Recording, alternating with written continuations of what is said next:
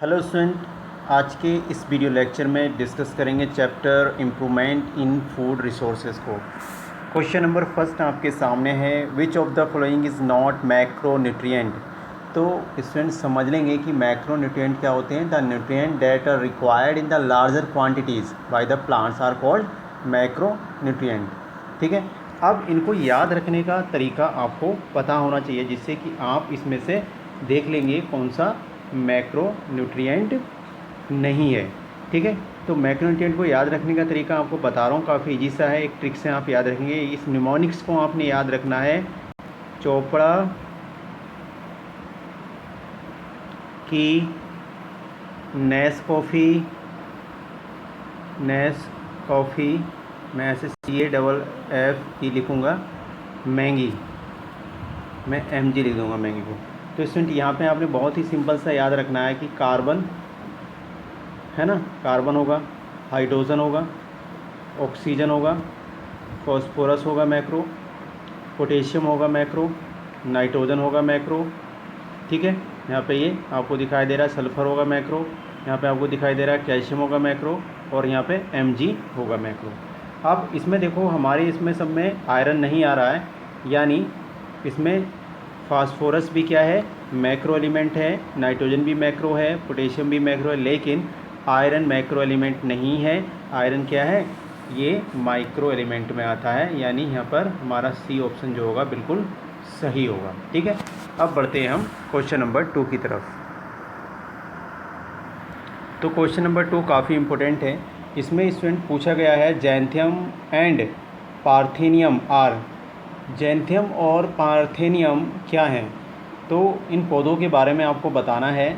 Student serials यानी ये अनाज हो नहीं सकते, कैश क्रॉप ये भी नहीं है, वेजिटेबल भी नहीं है, बचा ऑप्शन बीट्स, यानी ये खरपतवार होते हैं। खरपतवार क्या होते हैं, unwanted plants that grow in the crop field are called weeds. ठीक है, तो weed compete with the main crop plant for the space and nutrient.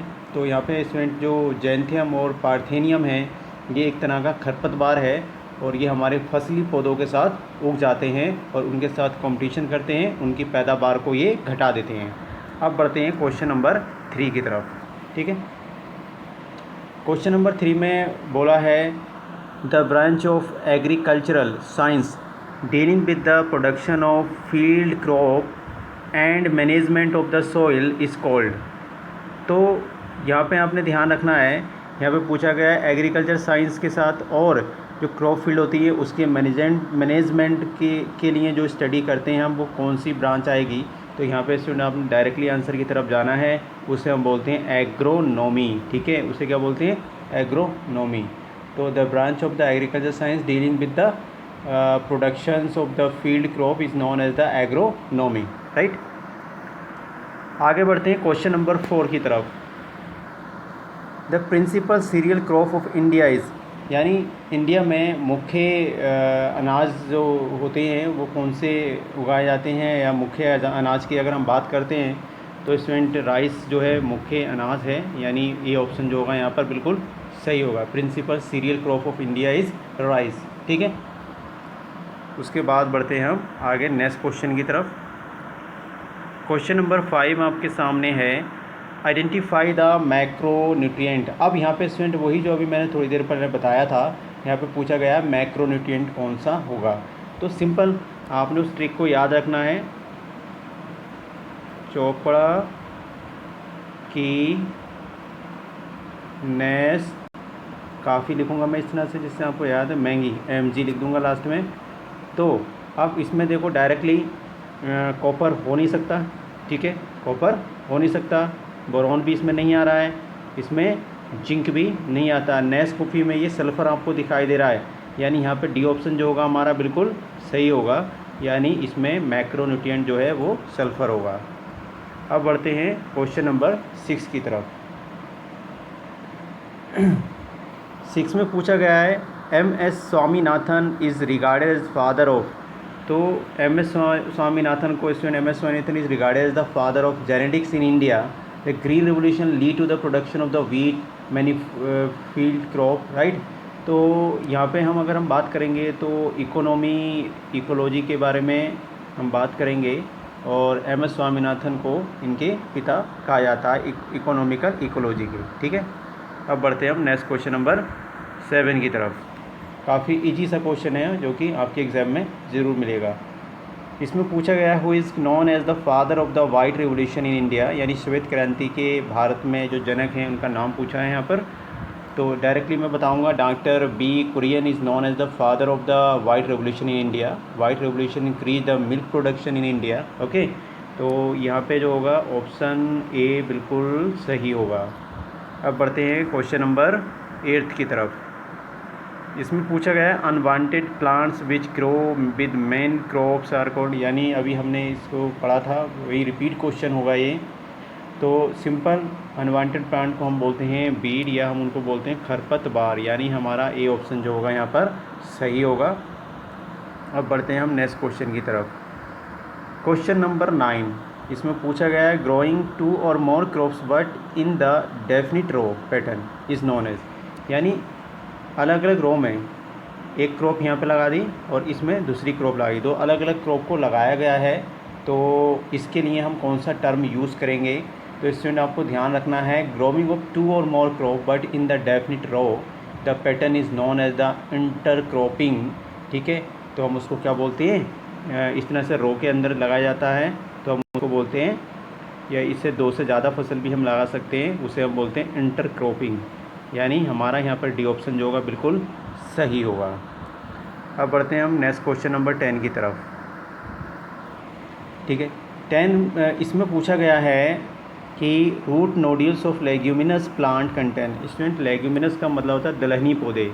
ठीक है, जो दालें होती हैं जैसे चना है और मटर है, ये सब दालें जो होती हैं इनकी जड़ों में आप ध्यान से देखेंगे इस तरह से गांठें टाइप की होती हैं और ये नोड्यूल होता है। इसमें एक बैक्टीरिया रहता है जिसका नाम है राइजोबियम लेग्यूमिनोसिरम। तो root nodule of leguminous plant contain rhizobium bacteria that convert atmospheric nitrogen into nitrite and nitrate to increase the fertility of the soil. ठीक है, तो नाइट्राइट और नाइट्रेट में बदल देता है जो एटमॉस्फेयर की नाइट्रोजन होती है, और जिससे कि ये सोइल की फर्टिलिटी को बढ़ा देता है और वो प्लांट उसको एब्जॉर्ब कर लेता है। तो ये बैक्टीरिया है जिसका नाम है राइजोबियम। बी ऑप्शन जो होगा बिल्कुल सही होगा। अब बढ़ते हैं हम आगे। तो ये रहा क्वेश्चन नंबर 11 आपके सामने। इसमें पूछा गया vegetables and fruit are rich in. तो वेजिटेबल और फ्रूट में इसमें पूछा है कि सर्वाधिक क्या होता है, रिच क्वांटिटी में क्या पाया जाता है। अब ध्यान रखना है कि फैट इतना रिच नहीं होता, कार्बोहाइड्रेट भी इतना नहीं होता है, प्रोटीन भी। लेकिन डी ऑप्शन अगर आप ध्यान से देखेंगे, vegetables and fruit are rich in vitamins and minerals that increase the disease fighting ability and provide the minerals and vitamins. यानी हमें याद रखना है कि डी ऑप्शन में वाइटामिन्स मिनरल ये सर्वाधिक फलों में और वेजिटेबल में में मिलते हैं। तो क्वेश्चन नंबर 12 की तरफ बढ़ते हैं। इसमें पूछा गया है dash is a method of control of pest और weed in which one living organism is used to control other living organism. यानी कि उस मेथड का नाम पूछा गया है जिसमें कि एक लिविंग ऑर्गेनिज्म को पेस्ट कंट्रोल या बीट कंट्रोल के लिए यूज़ किया जाता है। जैसे कि स्टूडेंट आप बात करते हैं बीटी कॉटन की, तो बीटी कॉटन जो होता है उसके अंदर उस प्लांट के अंदर ही एक बैक्टीरिया होता है जिसे कहते हैं बैसिलस थ्रुंजेनेसिस, और उसको उसके अंदर पेस्ट कर दिया जाता है। उसके जीन के अंदर होता है, अगर कोई बाहर से इंसेक्ट उस प्लांट को खाता है तो उसके अंदर वो उसकी स्टोमक में टॉक्सिसिटी पैदा करता है, जिससे कि उसका वो रस चूसता है तो उससे पहले ही वो मर जाता है, थोड़ा सा बॉडी में अंदर जाता है। तो इसका मतलब ये है कि वो बायोलॉजिकली कंट्रोल है एक तरह का, है ना। एक जीव दूसरे जीव को मार रहा है, और यहाँ पे आप समझ गए कि जो आंसर होगा वो बायोलॉजिकल कंट्रोल होगा। यानी वो जो मेथड होगी वो कौन सी होगी? Biological control. ठीक है, यानी यहाँ पे हम देखेंगे तो सी ऑप्शन जो होगा हमारा बिल्कुल सही होगा। लास्ट क्वेश्चन की तरफ बढ़ते हैं। इसमें पूछा है घुंडी bug is a paste of. घुंडी बग एक इंसेक्ट है और ये जो है इसको हम पेस्ट बोलते हैं। ये किस में लगती है बीमारी? तो यहाँ पे बहुत आसान सा है इसका आंसर। पहला ऑप्शन पूछा गया है स्टूडेंट कॉटन के अंदर, ठीक है। उसके बाद पूछा गया शुगर केन में, व्हीट में और राइस में। तो आप बताएंगे कि ये किसके अंदर घुंडी बग रखता है।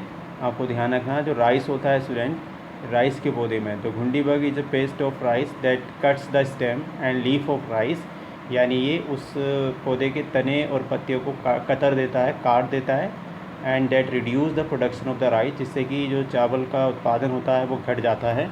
यानी सी ऑप्शन जो होगा बिल्कुल सही होगा। तो आज के क्वेश्चन यहीं तक, बाकी के क्वेश्चन हम नेक्स्ट वीडियो में डिस्कस करेंगे।